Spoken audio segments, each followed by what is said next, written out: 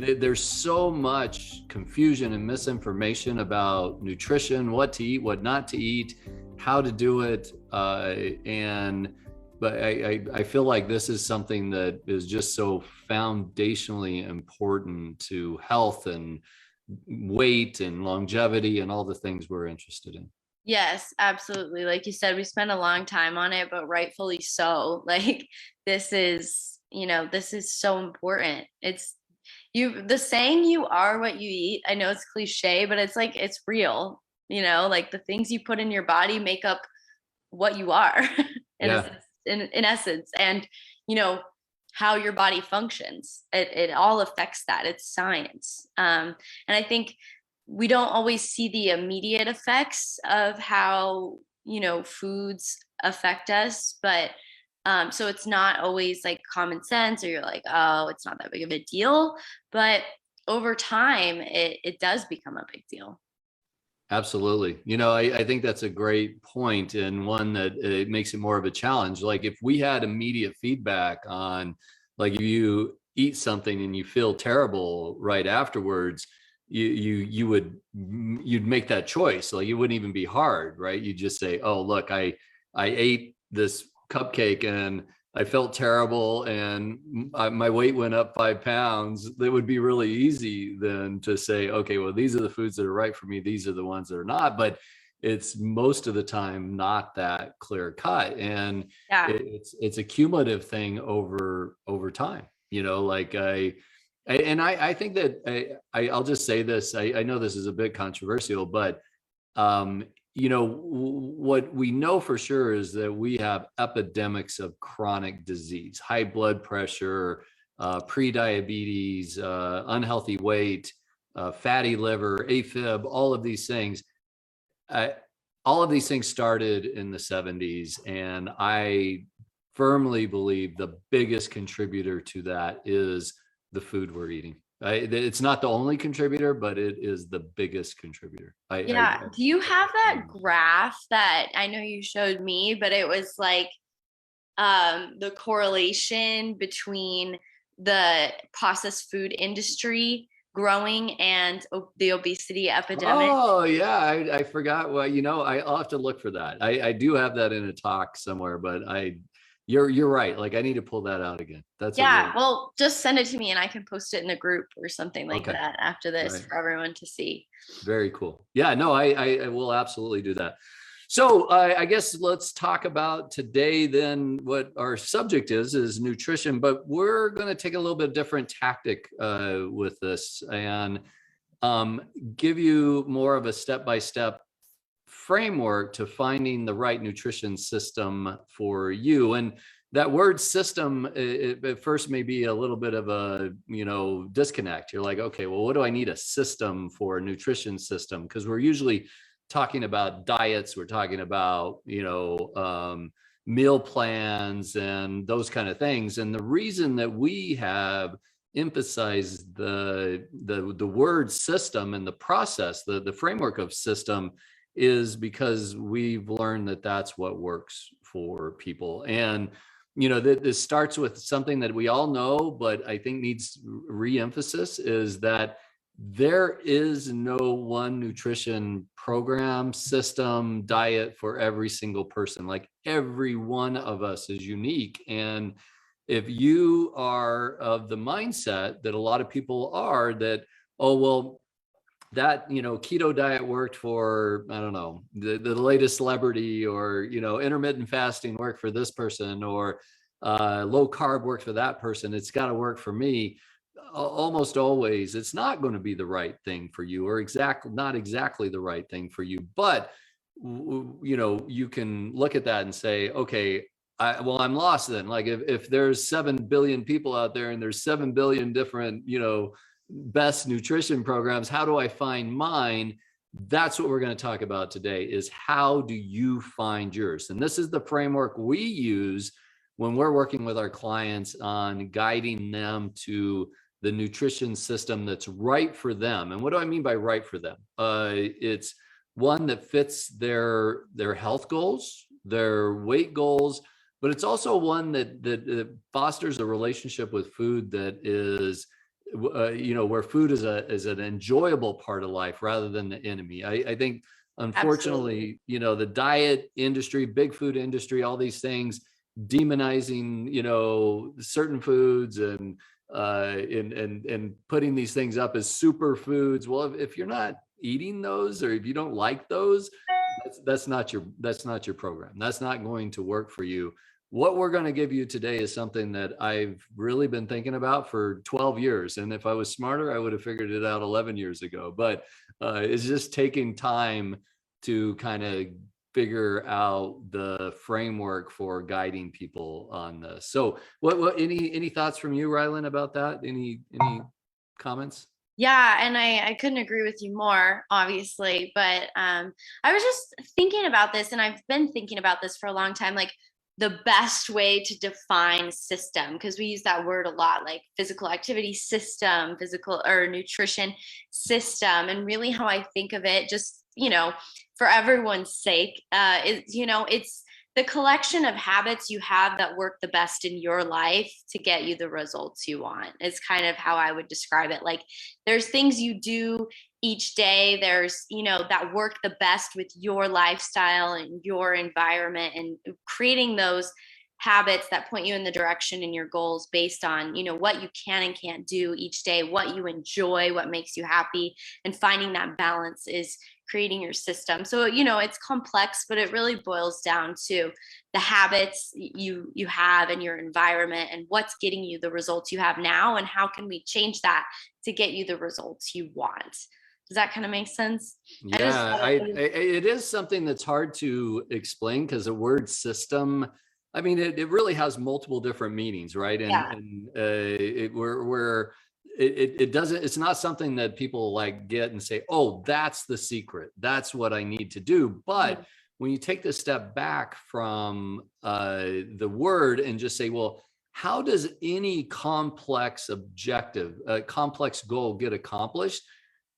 Always the best way to do it is with a system. And that's, whether you're starting a business, whether you're running a, large corporation, whether you're learning a golf swing, whether you're learning how to play guitar, all of those things are best done with a system. And in essence, it is, what specifically are you wanting to accomplish? Like, as the saying goes, if you don't know where you're going, anywhere, anyway will get you. It doesn't matter which way you go.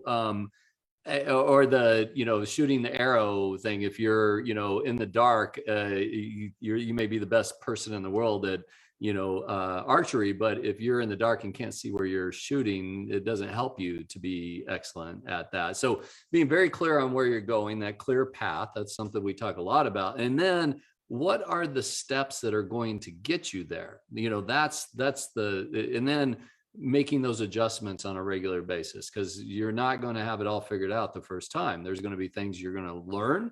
Ooh, that didn't work. I need to do something different. There's going to be things that you're going to learn where you're like, wow, that was perfect. That's exactly what I want to do. And it takes time to continue to build that. But the beauty of the system is you cannot fail unless you quit using the system, because the system is going to continue to adapt to your needs. And it's what, it really has revolutionized how we help people accomplish their health and weight and longevity goals. Yeah, I like that. And it's,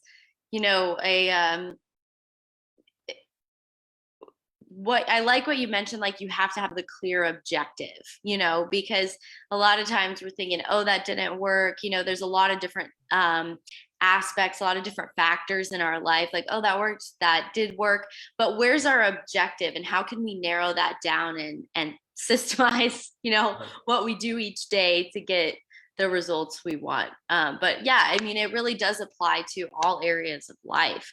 It's just today we're going to be talking about it in essence, or by focusing on nutrition. Exactly. But Google, just to simplify it even more, Google defines a system as a set of principles or procedures according to which something is done. So an organized framework, method to. That's beautiful. Yeah. And how ironic that Google gives that clear definition, because that's what led me to this, was learning that that's how Google runs their business, how Intel run their business, how the Microsoft, like all these companies with the system called OKRs, objectives, clear path, key results. What are you doing to get there? And as I'm reading this business book, I'm like, have this epiphany, is like, that's how people get results for their health as well. And it just made our path so much clearer. Yes. Very cool.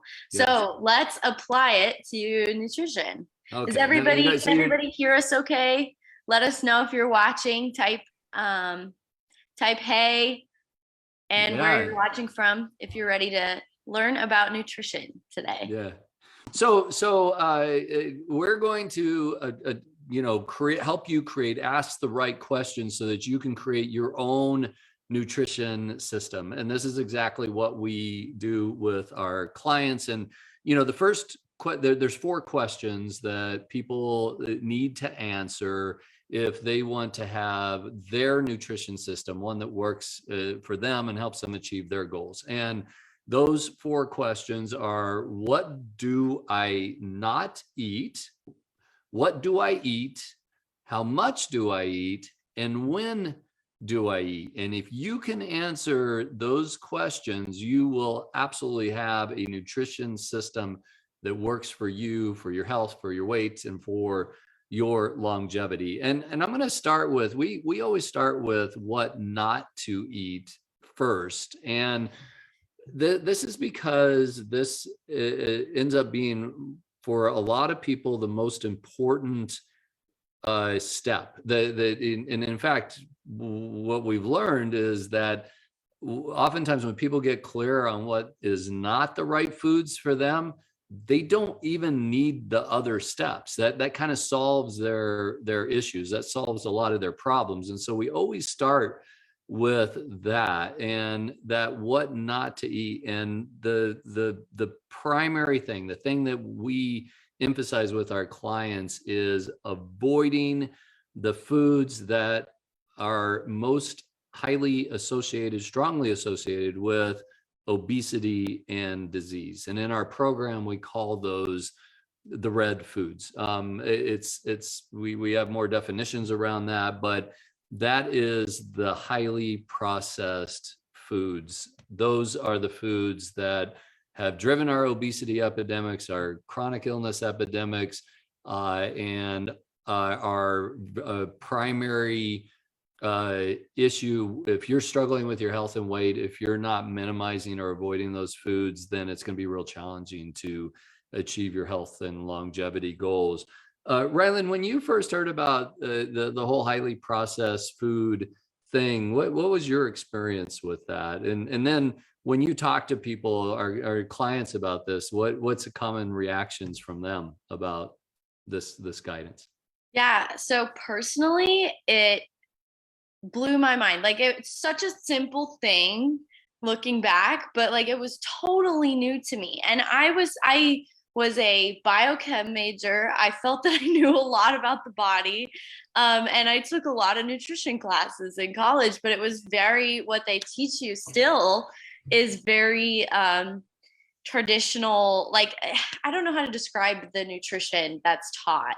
It's like, it's kind of old school. Like, it's like calories in, calories out, low fat kind of ideology. Low fat, whole grain, all natural, like those kind of labels. And then this whole processed food that you taught me when I started working with you just opened my mind. It was like, oh my gosh, it's so much more simple than it needs to be. And also the food industry's lying to me, like, not lying to you, but making things seem healthy that really aren't. Physically, when I changed the way I was eating, and it was just little things here and there, like switching from flavored oatmeal to plain oatmeal and putting fruit in it instead, or little things like that. I lost 10 pounds like that. In college, I was wasn't eating the best, believe it or not.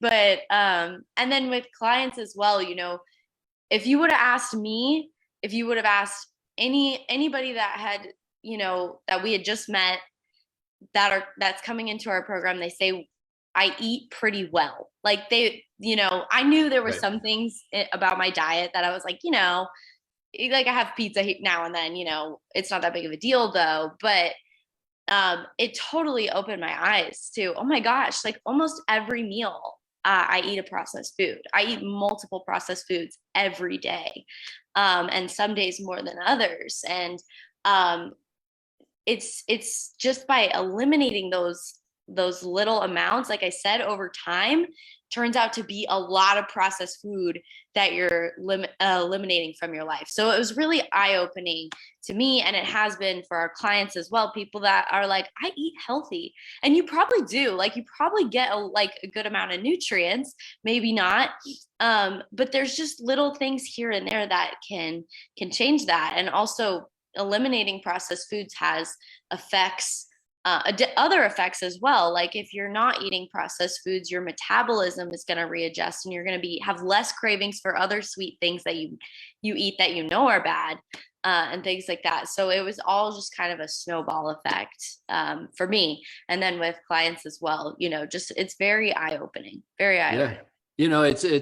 It's a common reaction that we get is, people will say, I don't eat much processed foods, but 60 to 70% of the American diet is highly processed foods. And what they're not realizing is, the flavored yogurt, the Starbucks coffee with, the sweeteners in it, or the artificial sweeteners, or the bread. Like, you think, well, this bread is healthy because it says 100% whole grain on there. Whole grains are good for me.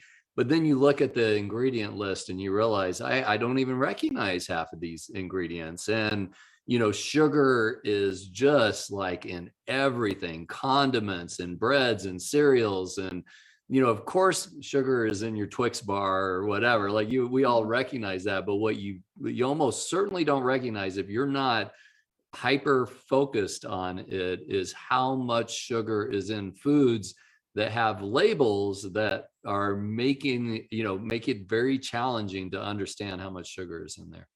Yeah, coffee was a big one for me. I don't know about anybody who's watching, but getting Starbucks, to me, I was like, that's not a big deal. I just get a coffee before class, and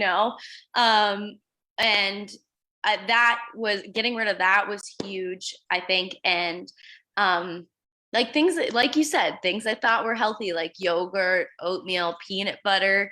That was a big one for me. It was like, stop eating Jif. There's so much sugar in it, but there's other options. It's not like you have to, by eating healthier, you have to change everything about the way you eat. In fact, you can still eat your favorite things. You just have to find or eliminate or minimize the processed, the foods. For me, in retrospect, I was eating almost, like an 80 or 90% processed food diet, through medical school, residency. I was busy. I didn't have a lot of time. I grabbed what was convenient and what tasted good. And if you would have told me at that time, oh, you got to cut all those foods out, I would have said, forget it. Like, there's no way I'm going to do that. But it was a process that took time to evolve. But now I don't eat processed foods, or at least not very much of that. And it's not because I can't, it's because I don't want to, because now what used to taste amazing to me is terrible. Like we've talked about my Diet Coke addiction in the past. Like I used to drink 5 or 6 of those a day. That was my caffeine. Now, if I've had a sip of Diet Coke, I'd spit it out. Like it would be terrible tasting to me. It tastes like chemicals, which of course it is. So I'm grateful for our clients who have been willing to, give this a chance to say, okay, maybe all those artificial sweeteners aren't so good for me. Maybe the Atkins bar or whatever protein bar that has 47 ingredients in it, even though it gives me 20 grams of protein, maybe that's not a best choice for me. And when they've done those changes, made those changes, it's really had remarkable benefits for them and their health. Yeah. Yeah. And like I said, it doesn't have to be I just love to reiterate this because I think this is a big realization for a lot of people. It doesn't have to be drastic changes. Like, it's little things throughout the day that add up over time and have a result in the long run. Like, it's not going to happen immediately. It's not like replacing all your meals with a meal replacement shake and you're going to lose 50 pounds in 3 weeks. It's like little things, and eliminating them over time makes a big difference. And it goes the opposite way. Like, if you add a little candy bar to you each day, it's not going to make you gain any weight in a week, but over time, if you have one every day, that's 360 candy bars, in a year. So think of it like on a long-term macro scale when we talk about this stuff of eliminating the processed foods. We don't want to promote like drastic diet changes. It's all about, creating that system and slowly eliminating processed foods, slowly implementing more nutrient dense foods. Yeah, it brings up another thing that I think has been really, given us great insight, is that people also need to progress at their pace. I think when a lot of people try to do things on their own, they go too fast and they get overwhelmed and then it all falls apart.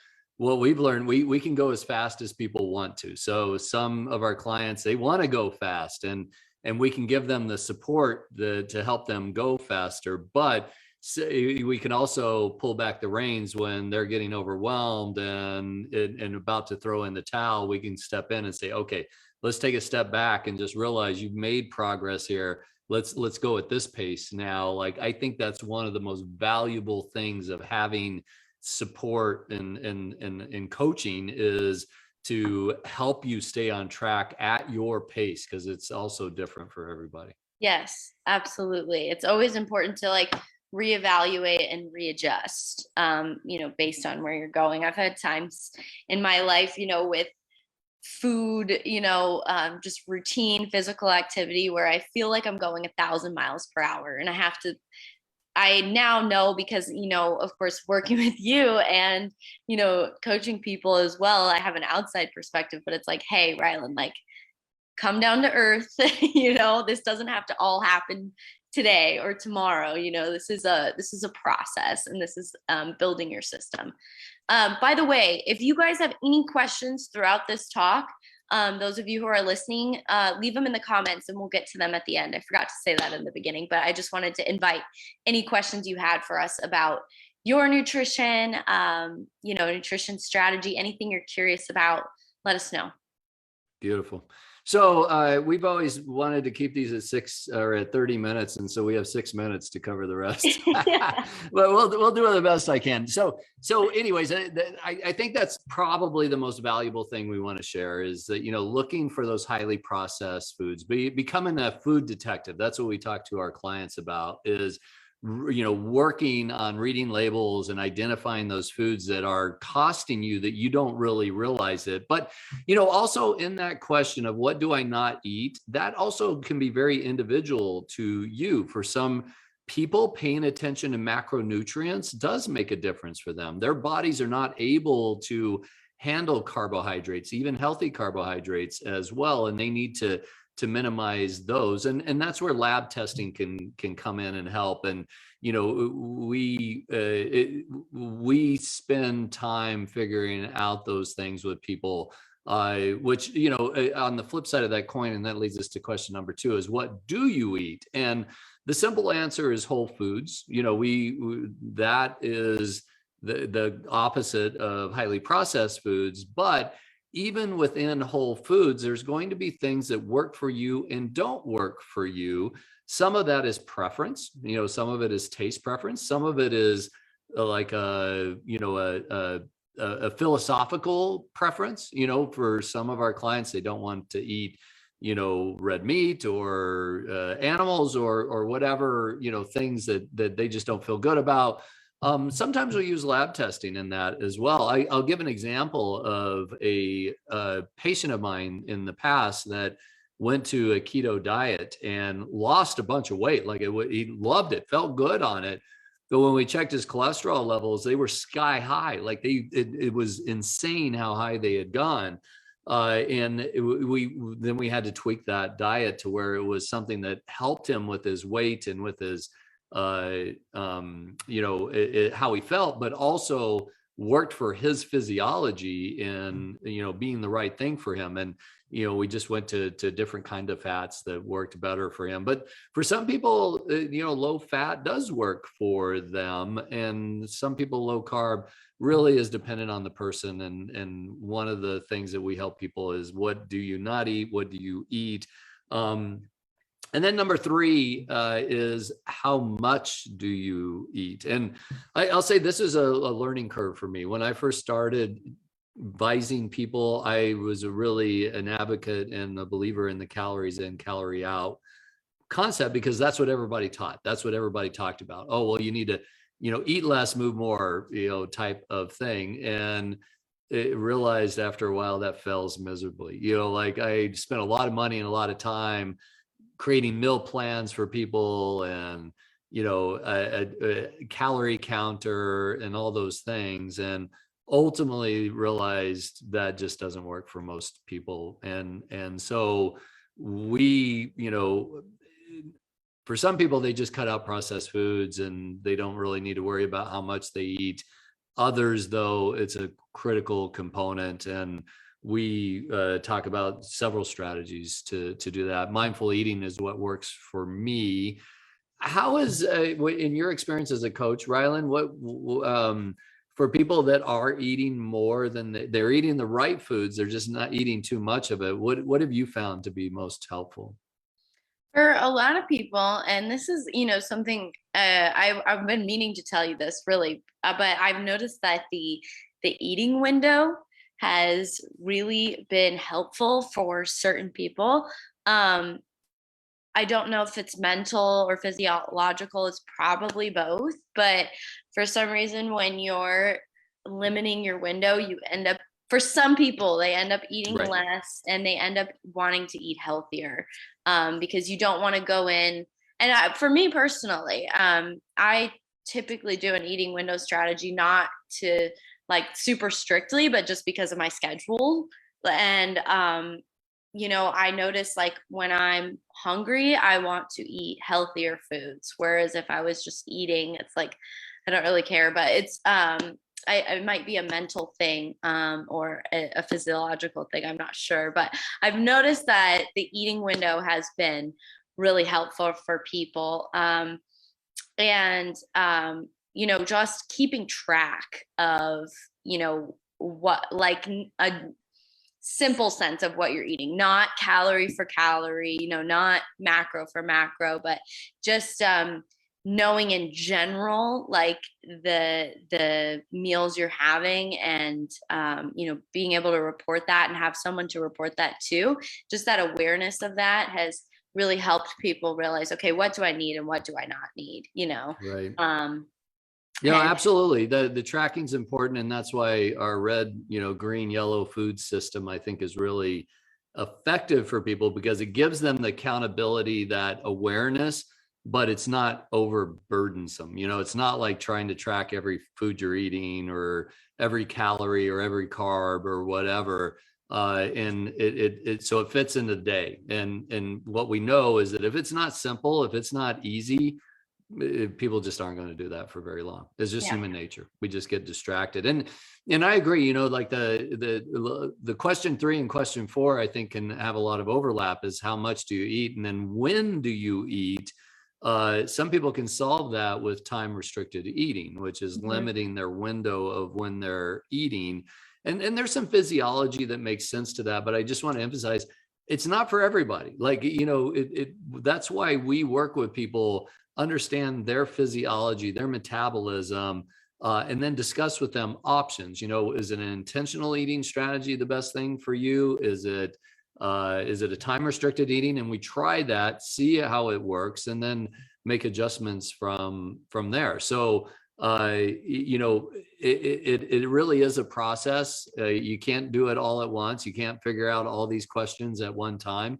There's too many variables in there. But if you use this framework, step by step, walk through, what am I not eating? What am I going to eat? How do I stay eating the amount that's right for me? How do I identify that much? And then, is my timing of eating important for me and my metabolism and physiology? You answer those questions, you're going to have a nutrition system that meets your goals. Definitely.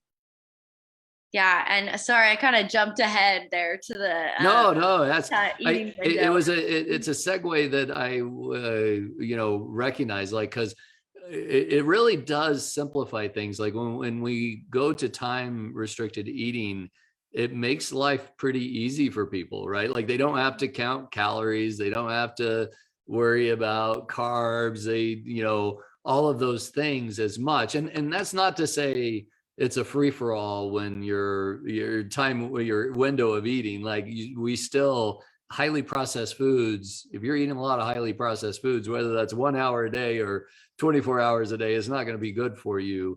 But it simplifies things for people, and simpler is just things that we're going to adapt and stick with. I know it's really complex, but I find this really interesting, and I know those who are listening will probably find this interesting as well. Do you mind going a little bit into the physiology of time restricted eating?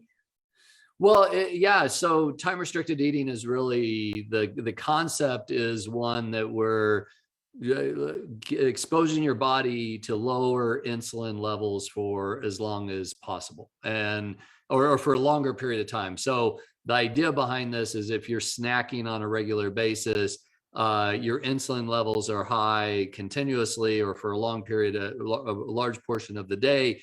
And if insulin levels are high, you will not lose weight. Like, insulin is a growth and storage hormone, and it's going to be driving energy into fat cells. The only way you're going to get energy out of your fat cells is if your insulin levels are low. Now, again, this is individualized. There's not a clear cut, it's not like time restricted eating is the answer to everybody's problems. And there are some people that, have diabetes or, an eating disorder, that this may not be the right choice for them. I think that's where finding expert guidance to help you figure that out is really critically important. But for those people where it works, that's the idea behind how and why it works, is that it's exposing them to low levels of insulin for a larger portion of the day. Yeah, very interesting. Very cool. And like the physiology is one thing, but I also think too, with it goes lifestyle, if it's going to work for you. Like, for example, we have a client and she works, early in the morning, and she's busy all day. And like eating for her or eating healthy in that time period, like, just wasn't really an option. It's difficult. It's, inefficient to try and eat during that time period. She's not really hungry because she's like, I'm focused on other things. Like, I don't want to eat in this time period. So moving to a time restricted eating strategy where she eats the bulk of all of her food, within a, 6-7 hour eating window when she gets done with work, works really well for her. And for some people, that doesn't work. Some people are really hungry in the morning. Some people work out in the mornings, so it's all different. It's all going to depend on your physiology and also your lifestyle and your environment.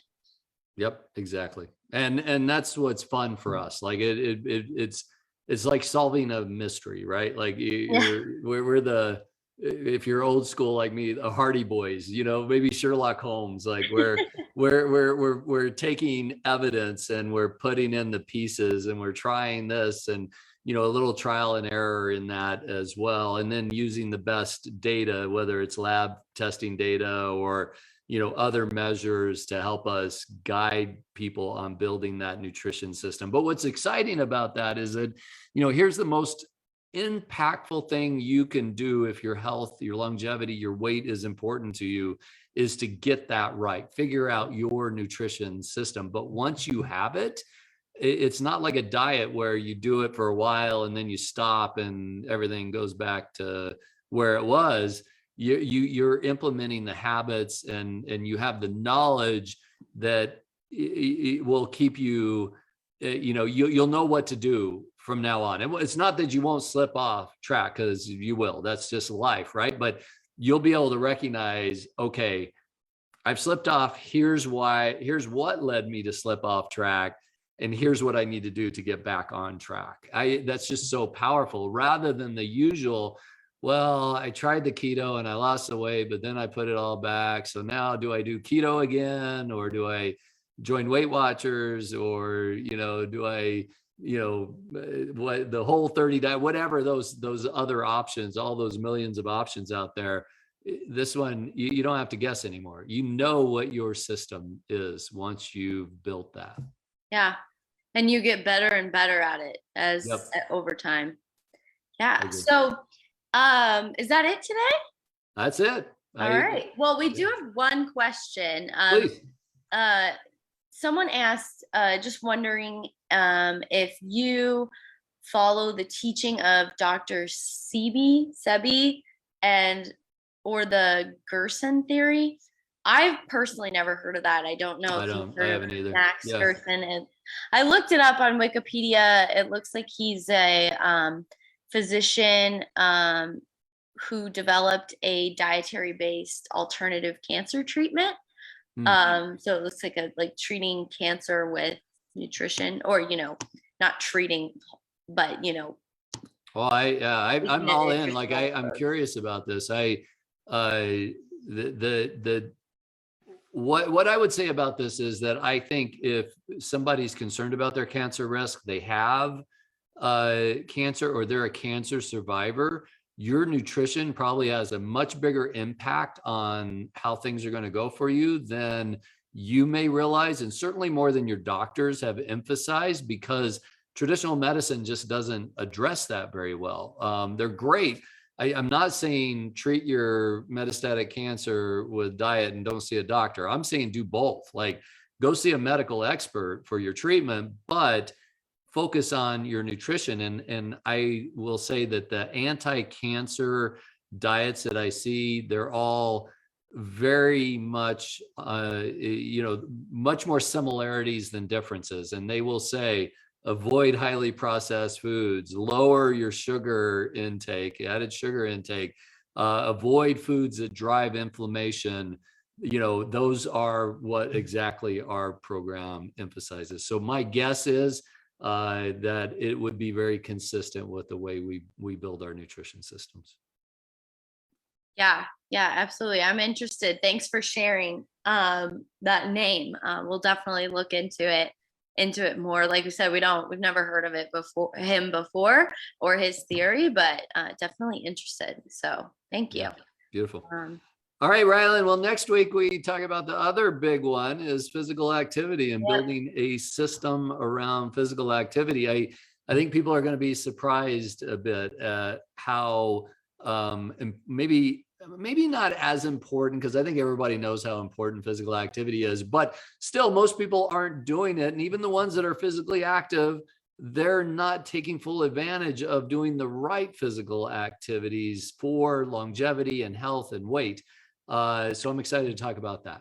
Yeah, definitely. And I challenge those of you that showed up today to show up for physical activity. I hope as many people show out, but not everybody eats, not everybody exercises, but we want to get everyone on that path of working towards a physical activity strategy, as well as a healthy nutrition strategy for longevity in your health span. Absolutely. All right, Ryan, well, have a great week. Always a pleasure. See you next week. This information is for educational purposes only and is not medical advice. Don't make any decisions about your medical treatment without first talking to your doctor. Thanks for watching. And if you want to learn more about living a long, healthy life you love, click the link below to learn more about how we help people increase their health span. And if you like this video, hit the like button below, share it with your friends, and be sure to hit the bell and subscribe.